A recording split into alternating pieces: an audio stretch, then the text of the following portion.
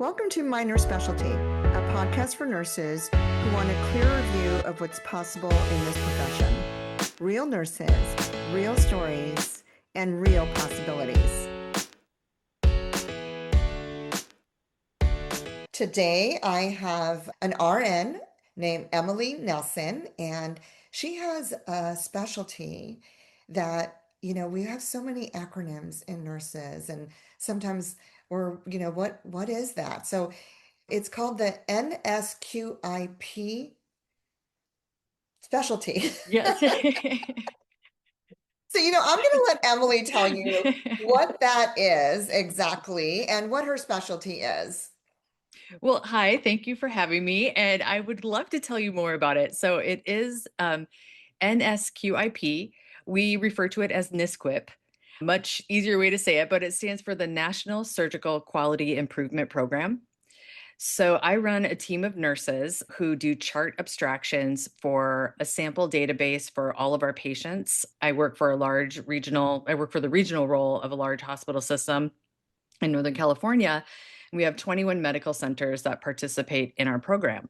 So it kind of gets mathy a little bit, but for all of the surgeries that we do, we take a sample size. So we have like 40 cases from each facility, and my team abstracts those cases. So what we're looking for are risk and safety measures. So was their state of health before the surgery?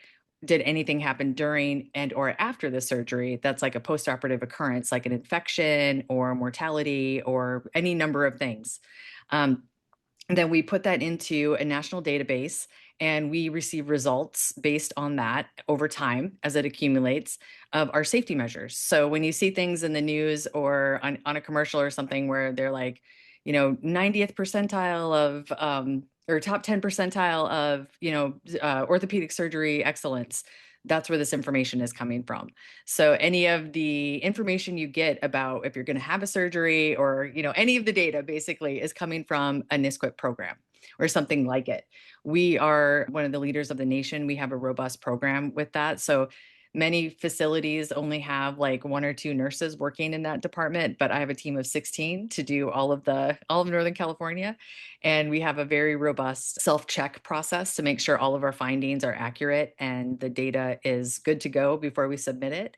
One of our nurses will submit to the medical center that they are working with, and they will have a dialogue about the findings, if any. The surgeon might be like, hey, that's actually not super correct. This is how I see it. And we'll have a dialogue with that because maybe we can roll the finding back just to, make sure everything is accurate. But we do have a very concrete set of directions from the NSQIP program that we need to follow. So if it meets it, it meets it.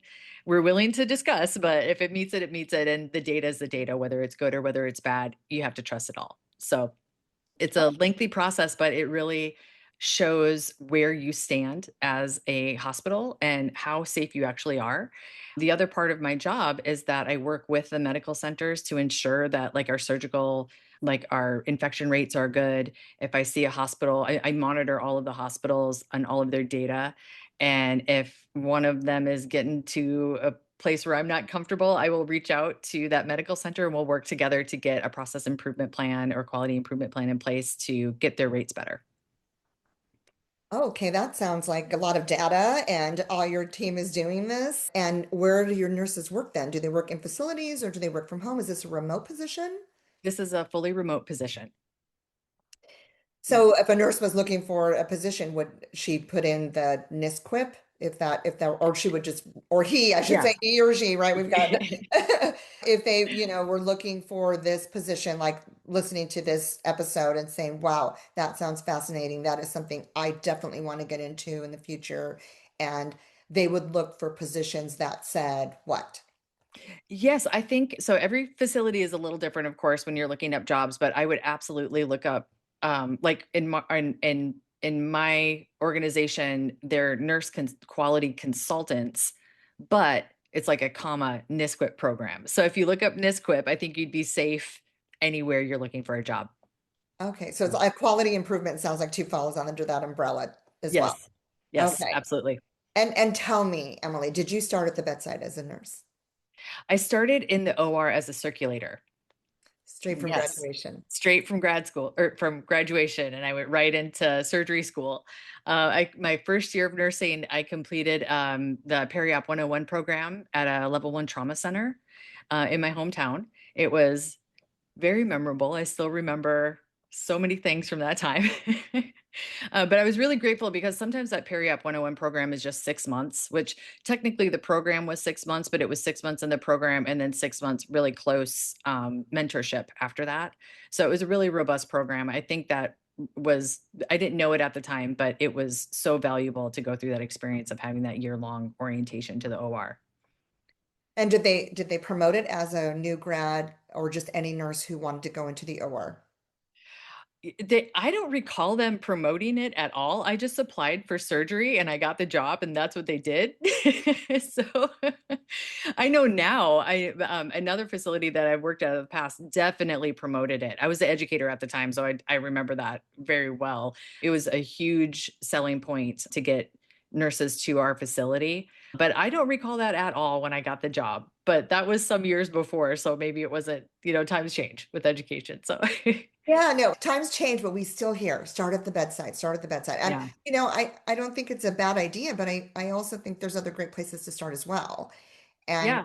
yeah, and then I'm always talking about growth. And definitely if you start off as a surgery nurse in or even, just OR in the perioperative center, this is an opportunity to grow into a position that you're doing and being remote. So that's good for nurses to know that that is an area you're starting and you're specializing in the surgery area, knowing all that area, and then going into this role that you're in.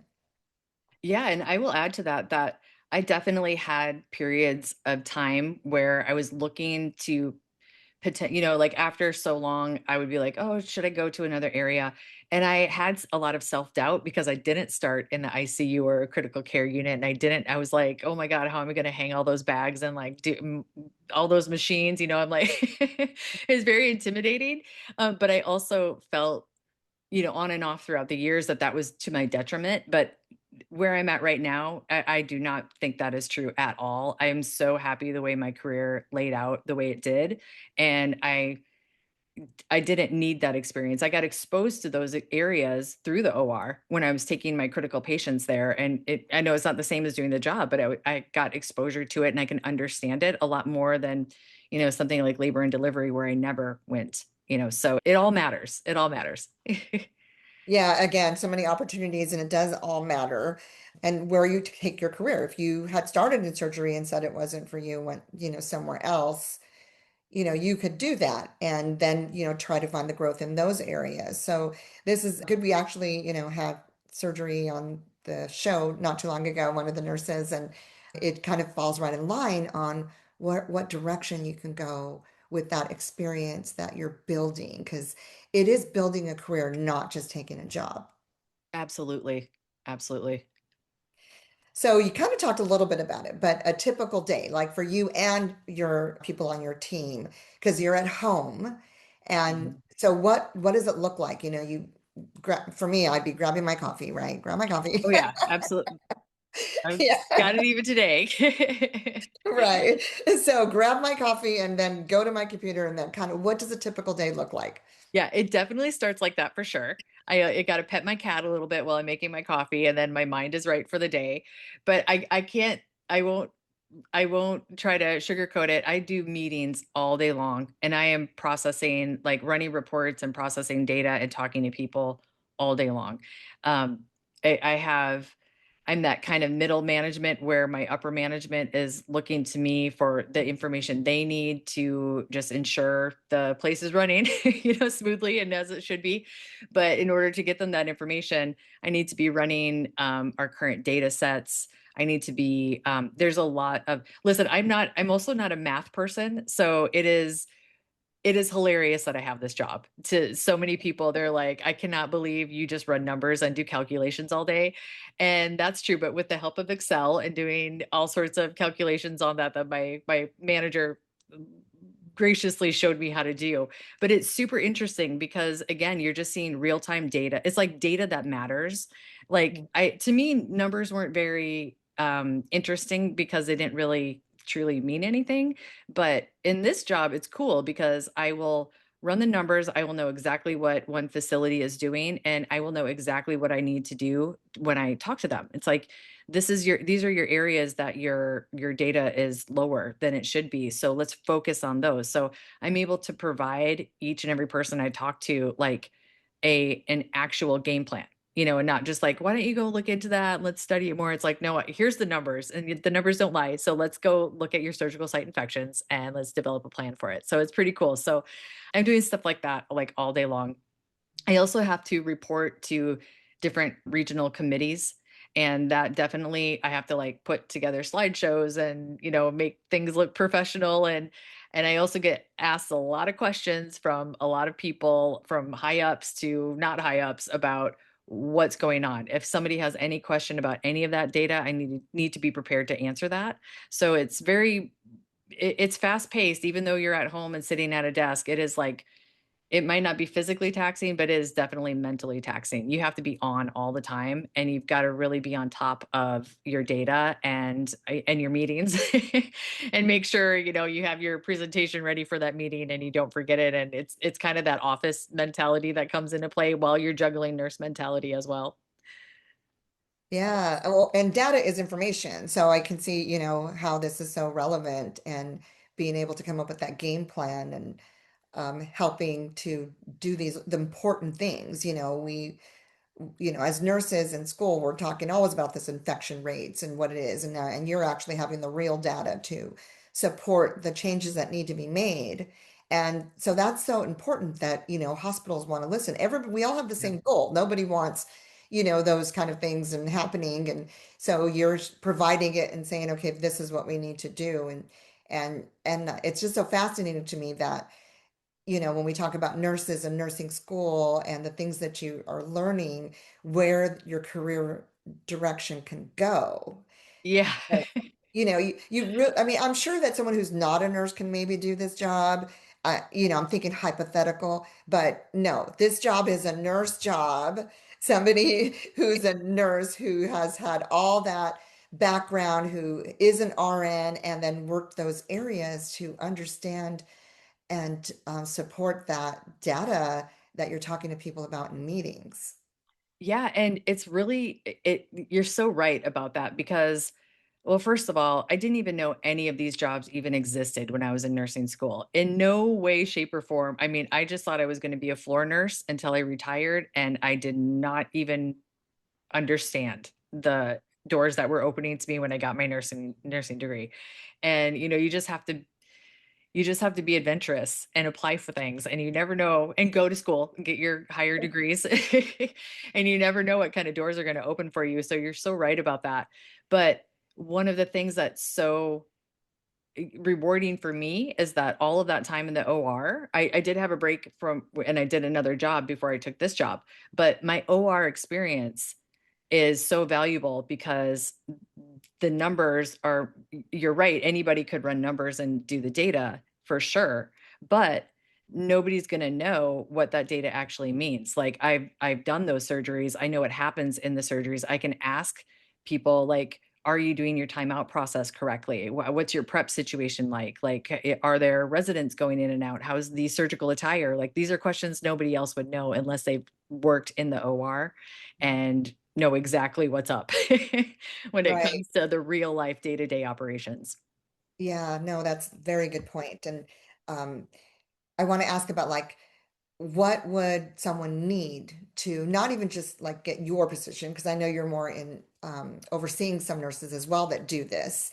What would a nurse who's applying to this position need? Any certifications or just the experience like you guys prefer, I'm sure, the experience in the different areas for what you're doing with the surgery quality, surgery or OR experience? Yeah, so my nurses, so they're surgical case abstractors. And definitely we prefer OR experience, or like even just peri-op experience, that's great. But not everybody on my team has that background. So I really prefer like 5 years of critical care experience of some kind. I think that is that is so valuable. And even if you don't work in the OR with that critical care experience, you really have a great understanding of lab values, ventilators, things like that, like anesthesia, post-op anesthesia care, things like that, that sometimes an OR nurse doesn't really know about those. I have to have a crash course in lab values all the time. If it's not just my simple basic labs that I'm looking at, if it's like this crazy panel afterwards, like, that's not exactly my forte. But those are the things that people are looking at. It would be very difficult to do this job if you didn't have critical care experience underneath your belt at some point. You are going through a chart and you are just going through a ton of information and picking out the relevant things. So your eye has to understand what the relevant aspects are. You're guided through the NSQIP system. It definitely has instructions and kind of an algorithm, if you will, but it doesn't do the work for you. You have to know, as a nurse, you have to have those skills. So definitely you might get hired without them, but it's going to be a real hard job without it. So Yeah. And you do train your nurses that come because it is a different world. You're coming from the critical care or the OR or onto your team, and does also require orientation and a learning curve as well. absolutely. We have a 6-month learning program, and it sort of mirrors that Periop program that I went through. We have a 6-month mentorship program, where you're not taking a full caseload. You are working very closely with an experienced RN, and we slowly kind of wean you off of that. And for like the next 3 to 6 months, depending on how you're doing, I mean, you're always going to have a mentor, but it's like a dedicated mentor for that time. And once you're able to do a full caseload, you are spreading your wings and flying, and you're on your own. And everybody has a learning curve because it's a unique position. I mean, it's definitely nobody knows how to do the job, no matter what experience you have when you get this job. Many times people are just like, "What is NSQIP?" and tell me more during the interview. You can Google it and kind of figure it out, but that doesn't tell you what the job is. Right. So it's definitely a unique position, and it is a lot of hardcore training. So, and that's really good that, that training is that you get that. So nurses are the advice you give them is, ask questions, right? I mean, you're learning this, you're grasping everything. You don't have to take a job like, oh, I've never had experience in NISQUIP before, I'm not going to apply. You're going to take your background and bring it to what you're taking this new role on, and then learn as much as you can so that you can fly your wings and get out there and get your own caseload, and Yes. take as much time with the training with asking all the questions and moving forward. So that's wonderful that you can grow in this area, actually take a position in the hospital. Mostly that's what we're talking about, right? The hospital position and the OR, that you said, even maybe PACU, critical care, those kind of areas, and get into a job like this and ask as many questions as you can while you're learning. But Yeah. it is learning, it is learning, it is a learning curve. No one's really expecting you to come in as a NISQUIP nurse, right? I mean, that's not really Right. that isn't the normal movement of this career, right? It's you're coming in from the hospital in those areas and getting a job and learning. That's really what you see in the area that you're in. Absolutely. And don't sell yourself short. You're right on that. You can't be a NSQIP queen until you become a NSQIP worker, right? You can't become an expert in a department that you don't know anything about, right? So you really just have to, this or any job where you're just like, what's that looks really interesting? Do a Google search on it. There's so many different programs in the nursing world. It's just, I mean, endless. Like I don't even know if it's possible to even understand all of the opportunities like that. And you're going to see these weird positions, and they're all going to have weird titles because we have, at least in California, we have like a Job Family Alliance that retitled everything in our hospital systems. And it's now quality and safety officer something, consultant 5. I mean, it doesn't even make sense. It doesn't even describe the job, but it's it's just like an HR code basically. But it'll say that comment, NSQIP abstractor. So look at all of your descriptions and just take a chance and take a chance on something that sounds interesting. That's how I got into remote work. I didn't know what the heck I was applying for, but I thought the job title sounded interesting. And so I went for it and I got the job, and it completely changed the course of my career. So you just have to be adventurous sometimes. Take a chance on yourself. Right. And I like that you said that, that they've changed the names because it's one of the things I talk to when I do my career coaching is that transferable skills. So a nurse will look at a job posting but they tend to sometimes focus on that title, right? So they're focusing on the title like, I don't know what that is, so I must not have the experience to do that job. And then when you start looking at what they want as a skill, and you read it, it's just translating it. So you did do the skill. You did do the skill back here in this last position you were in, but it's called something different. So don't Absolutely. be afraid. Yeah, because I call it a skills translator because when you go to do your resume, you have to realize that it actually is the same skill. It's just said something different.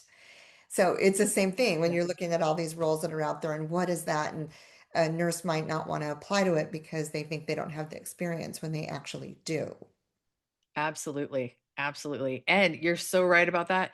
And you got to uh take that description, interpret it into your skills, and then sell yourself in that interview and come prepared to talk to in the jargon that they were using in that description, because that's going to show that you did the research and you know exactly what they're trying to get at. Even if you don't, sometimes those descriptions are just like they say a lot, but they Yeah. don't really tell you anything.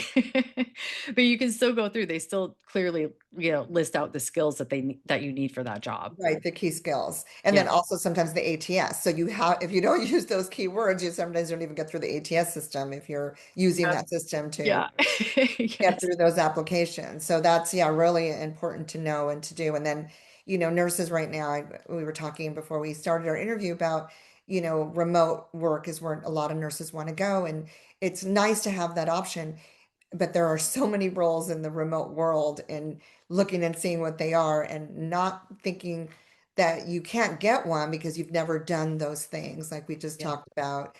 But and sometimes people are always thinking their insurance, but there are so many areas that you can work in where you can do remote, especially now in the world of tech and how you can get in.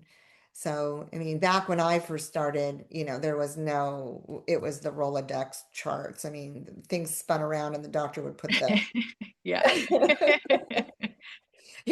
how can I, physically, I mean, back in the day when you were thinking, how can I physically go and pull the chart from home? I can't. I got to go in Yeah. and work in the hospital. But now I can physically, electronically pull a chart and read everything. And so it gives the opportunities for more remote work. So, Yeah. and lots changed in 38 years of nursing. Yeah. I mean, it is not even the same as 5 years ago. I mean, Right, right. it was already changing, and then the pandemic completely changed it all over Absolutely. again, and Yes. then we are still recovering from that. Puzzle pieces are still falling into place in a lot of those things, but I don't think, as far as where I live and the system I work for, remote work isn't going anywhere.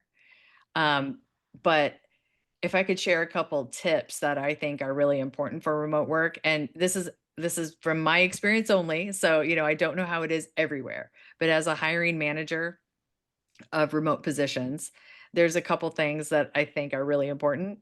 If you really want a remote job, do not go guns blazing into that interview with that being your only goal. When they say, "Why do you want this job?"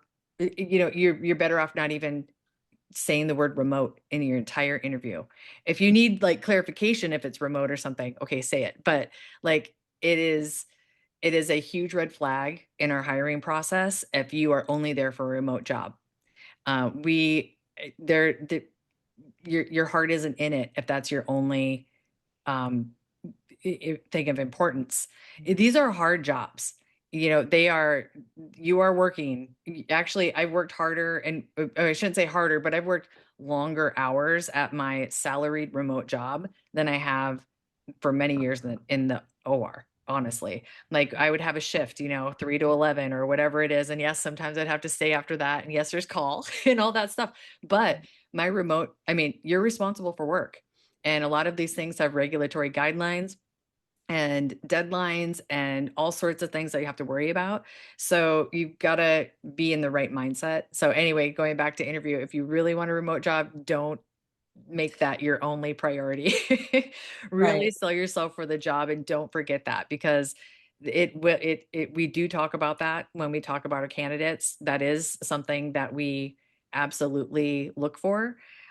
So that's my number one tip. If you really want a remote job, just don't I don't know about insurance companies when they are kind of exclusively remote, but in our world, we can also, if we have behavioral um, issues or performance issues, I should say, not behavioral issues, you get pulled from your remote job and you have to go into our regional office until your performance meets standard. And that's like pre PIP, but like there are systems in place. It's not just a given that you will have the remote job. That's a privilege in my system and it can get taken away for sure. So you just have to be it's a different mindset, I guess is the overall point. And it's great, but it's not always grass is not always greener. It's a give and take with remote positions versus bedside positions, and both have pros and both have cons. And there's a lot to weigh. And I mean, when I first started remote, this was in 2016 and pandemic had not hit yet. And most of my friends still worked in the hospitals or offices, and they would all be coming home from work. And I'd be like, let's go out for dinner. Let's go have fun. And they're like, no, we've been working all day. We just want to go home. And I'm like, oh my God, I've been at home all day. I just want to go out. So there are some things like that in your social life that like does Right. impact your life. So not everybody, even though a pandemic has kind of changed that a lot, not everybody's on a remote schedule. So think about those things too. There's a lot to think about. No, there is a lot to think about. And it's the same thing like you're talking about ideal candidate and somebody who is saying things like this, well, why do you want the job? Well, I just want remote. It's also the same thing like even a schedule, like Oh, coming into the interview like, well, I'm here for the schedule, you know. And you might be, a little bit. I mean, if I needed a remote job because, I'd have to find, a dog sitter too, or if I had, young kids or something, um, that there are some benefits for that remote job or even a Monday through Friday schedule, right? And weekends off, all those things that you have those opportunities as a nurse. But when you're coming to the interview, don't start with that. Don't lead with that, yeah. right? Yeah, you're so right about the schedule. I've actually never thought about that before, and I'm like, yeah, we actually did think about that too when I was hiring in the OR. So, Yes, no, and I have said this before. I was unhappy in one job of a job that I took, the position as a nurse, and I thought it was going to be the perfect job because it had the perfect schedule. And so I know I've said this on other episodes and definitely on my LinkedIn, et cetera, is that I remember sitting in my car crying after the my shift was over. This was supposed to be the oh, one. This job was supposed to be the one because it had the best schedule. And but I didn't have the passion for that position that I was doing. And yeah, when you're going into an interview, I mean, to me, what you're doing, like if I were still, wanting to do different positions, and that fascinates me, like that quality assurance of, and being able to make change based on the data. That to me is fascinating, and it may be fascinating to another nurse that this would be best suited for, but you got to find that reason first and yeah. not well, in it, and you have to be like, and it's remote, so that's a perk, but it isn't the thing, right? Yes. Well, be careful if you hate your remote job, you're in your house and that energy is in your house. Yeah, So, if you're miserable at your job and you work at home, You better have some good energetic cleansing going on because it's not fun. It's Right. definitely not fun. Yeah, no, good point. Good point. Yes, definitely. You have to be doing that or change business Yes. or do something else. Well, I think like I've talked about kind of what's needed. We talked about that. I had my next one was like advice for nurses, but we just gave that, right? There We you just go. gave some nurses and we we talked about like looking at some of the what what is it that when they're asking for something, don't just automatically assume, oh, I can't do that. I don't know what that is, so I must not. If I don't know what it is, I must not be able to go into that Yeah. specialty. As a matter of fact, I would advise the opposite. If you don't know what it is and there's something that's like pinging your interest, apply for it. Go for it. I mean, you will, the doors that open when you just get a little adventurous, that's like the best thing that I ever did was I was so stuck. Here's actually the thing with that. I was very in the OR, like like I kind of mentioned before, I was kind of intimidated to leave the OR. I just felt like because I started there and I didn't get that ICU, like who else would hire me? I thought I was very pigeonholed in that. But the thing that got me out of that thinking was that I got my master's degree. And when I got my master's, I moved to California and I was just looking for new jobs. I had taken a travel assignment in the OR to get out here, and I was really ready for a change. And I didn't know what I was doing, but I knew I had my master's degree in my back pocket, and it opened up so many new positions that I could even apply for. I mean, those doors were now open to me, and that's how I got to where I'm at. I mean, it was just getting that and you don't necessarily need your master's for that. That was just the key that opened that, like, freed me of that kind of limiting belief that I was just stuck in the OR. But I just took a chance on these jobs. I didn't know what any of them were, and I applied for them, and I got one that I ended up staying 8 years at, and I loved it. And all of those skills brought me to this job here. So you just never know what's going to happen. It sounds like that getting that degree gave you the confidence that you needed to go and look at the other jobs that Yeah, for were out sure. there. For Yeah. sure, and I made it through the system when I applied because I got to click that box. Uh, I remember too that when I clicked that box. Yeah. Well, that's great, Emily. Is there anything else that you want to share? I just think what you're doing is so great because I mean, if I had somebody like you and a podcast to listen to or options to open, who knows what I would have done while I was in the OR and that thinking that I was stuck there. Who knows? There's so many different things you can do with nursing, and it's such a privilege to have all those opportunities. And I'm doing what I'm doing right now, but I don't know what I'm going to be doing next, but I know that there's something else that's super interesting and just waiting for me to find it. So I know that's the same for all nurses if you really want to look for it and have the confidence to do that. Yeah, for sure. There are so many opportunities out there, and I think that this episode we at least got to discuss on, if you don't know, go and look and see what's out there and then see what it is. Don't think that you can't do it because you don't know what it is. Go and see what it is. And I'm hoping that this show gives that awareness of all that is out there and, more. It's going to take me a long time to get through all these specialties, Yeah, you're gonna have a lot of episodes. but I'm here for it. So, and I love this episode. I love talking with you. I think it does give nurses a look at some of the remote work that's out there and how a career starting in the surgery world ended you up here and and then and where you can go next. And I always talk about growth, and somebody who's on your team, growth is like doing something what you're doing because you but yeah, before we sign off there, I remember reading too in your bio that you're doing like a lot of regional and national things too, right?